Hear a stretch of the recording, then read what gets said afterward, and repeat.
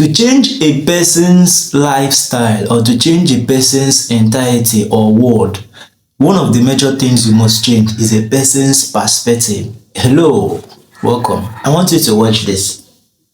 The day I left government, 17th of March 2014, I had in Access Bank, a bank in Nigeria, $50 million, I repeat, $50 million and about 7 billion naira. It's a bank in Nigeria. I'm sure Access Bank people are here. You can go and verify. I have in Fidelity Bank, a bank in Nigeria, $55 million and over 10 billion naira. I had in Diamond Bank, a bank in Nigeria, $50 million.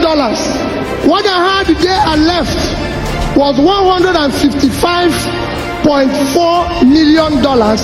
By yesterday, in terms of the yield, because we called it future generation money, I was supposed to terminate at 2050. By yesterday, it was worth $185 million. If you multiply it today, that is about 500. Because when you hear that Peter Obi left 75 billion, if anybody does it, call me. I know where the money is. I kept it. If we have to borrow money, we borrow. It's not borrowing is not a leprosy. We just have to work hard to be able to pay for it. Whichever way, by all means necessary, you must have electricity, and you will not pay for estimated bill anymore.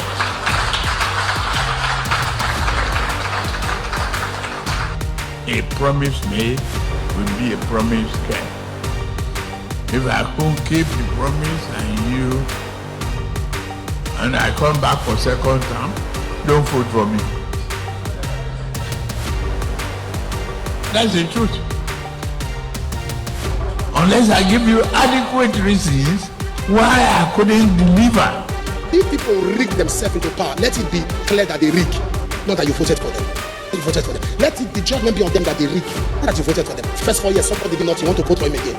First term is when people really work. If you fail like this first term, all this nonsense, performance is the best form of campaign.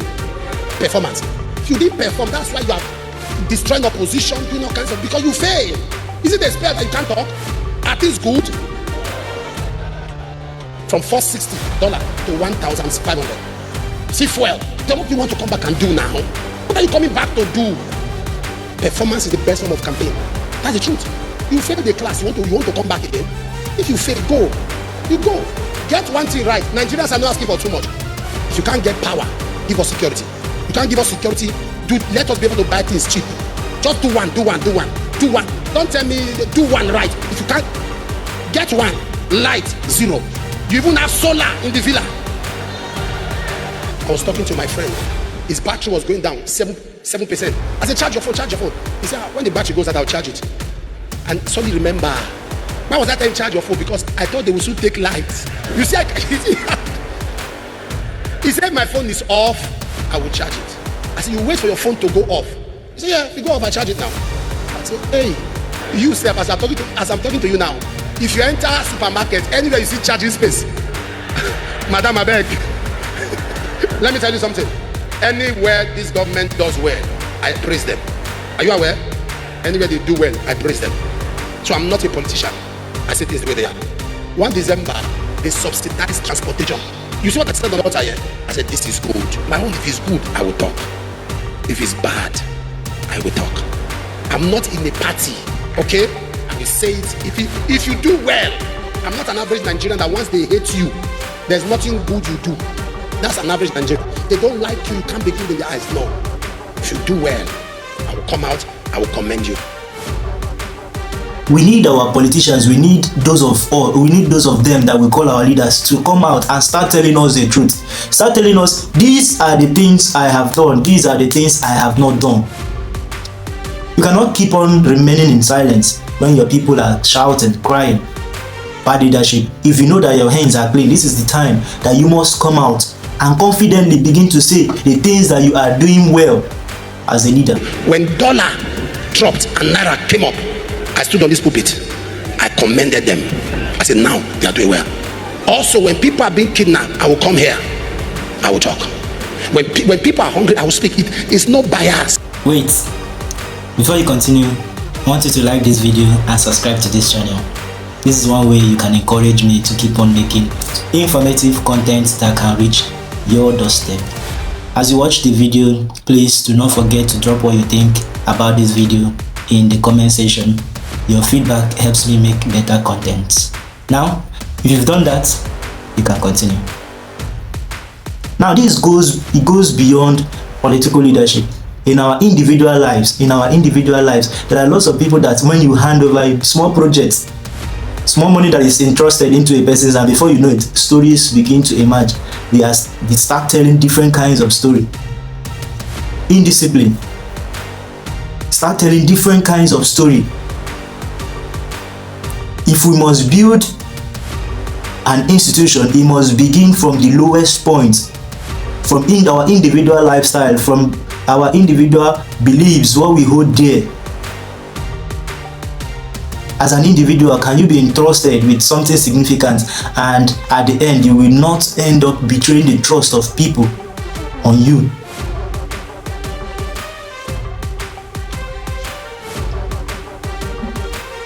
There is a reason why there is something called the Nigerian factor. It is not just an abstract thing, it's a human thing. It is a human thing. Human misbehaviors, human bad characters. That is a major thing that is crippling the structures of this nation gradually, and we are watching it unfolding. And no one seeks to do anything. This is a call for awareness. Wake up and speak up. Wake up and speak up. In any capacity, in any way you can. Wake up and strategically do things that will build this nation. I want to hear you say, thank you, Mr. President. Thank you, Mr. President. We see the good thing you're doing.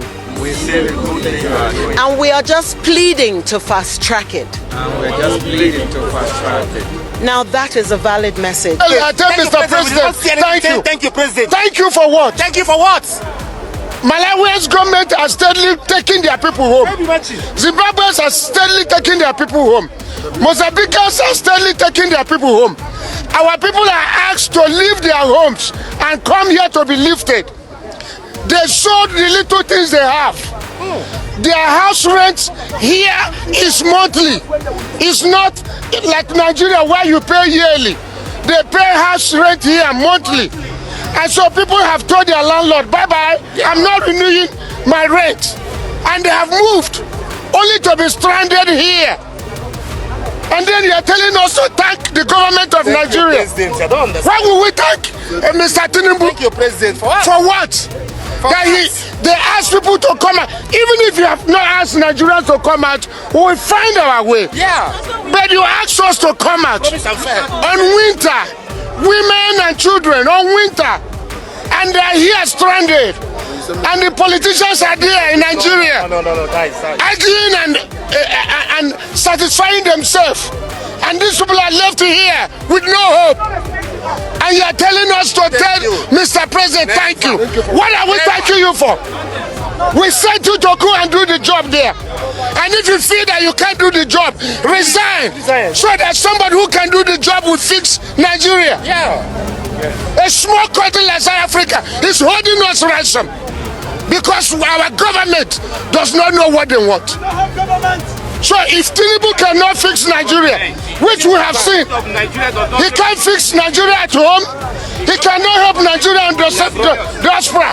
So why do we say we have a government? Then he should resign and allow people who can be able to, because he begged to apply. He said, please elect me and I'm going to save Nigeria. You are elected and you are doing nothing. Nothing. Plane that has been arranged and people have left their home. Then we are stranded here and you are telling us to thank you for making us to be stranded. Whereas other African countries are already taking their people home. Any government that is spending more than what they spent to come to power, anybody that is spending more than what he spent to win first time is spending times 10 of that to come back. just know for your mind that the government no do nothing. Just know that they didn't do nothing. They are just desperate for that power. Any government that is wooing governor, snatching governors, putting his boy Wike to destabilize PDP, putting Aburi to destabilize Labour, quickly signing no electronic transmission, quickly doing this, just know they didn't do anything in their first term. That's why they are spending times 100 of what they spent to come to power. Just know, don't deceive yourself. Use your own brain. This government, APC, they are just looking for slaves. They are the modern day colonial masters. They didn't do nothing. Look at the people in Kwara. They didn't even mention people that are dying in their convention. Even their convention, they end up tear gassing their supporters, their paid supporters. So any government that you see that is spending so much, struggling, spending everything, even for Abuja, they still give all the kings, all the emirs, or all the ballets, they give them land this week. They are double spending, they are spending. They are so desperate to come back. Just know that they didn't do anything in their first term. That is why they are doing so much to come back by force. That's why they are trying to buy opposition to come back by force. So you, the people, you are the one now that you shine your eyes. Shine and where. Do not let them come back. If they come back, Ipadabo Abija. Watoro. This government is looking like a family government of Trinity. Baba, Mama, and Pikin. Shine your eyes. Shine and where. They are building houses for the judiciary. They are doing everything. Shine your eyes. We're asking you all to have faith in Asiwaju Bola Ahmed Tinubu. He is already driving this country in a direction this country has never ever seen. And I continue to pray for his life. Continue to pray for his second term. This is a man that has come in and has seen cracks. Instead of just trying to pass by and waiting for the cracks to continue to spread, I just think let me leave it for the next man. He's actually trying to fix it today. So that way when it's our own turn, we don't have to fix the crack. We'll live in a house that is well built, with a great foundation, with a great legacy for our own children to also benefit. I wish you all a safe journey back home. May God bless all of you, and God bless you all. To recruit from the youths who are unemployed, 33% unemployed.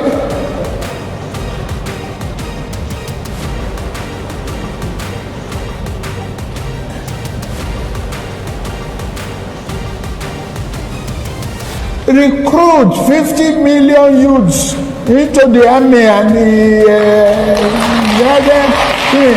take away from their recruitment source. What they will eat? Cassava, àgbàdo, corn in the morning, yam in the afternoon. It's growing here. You create demand and consumption.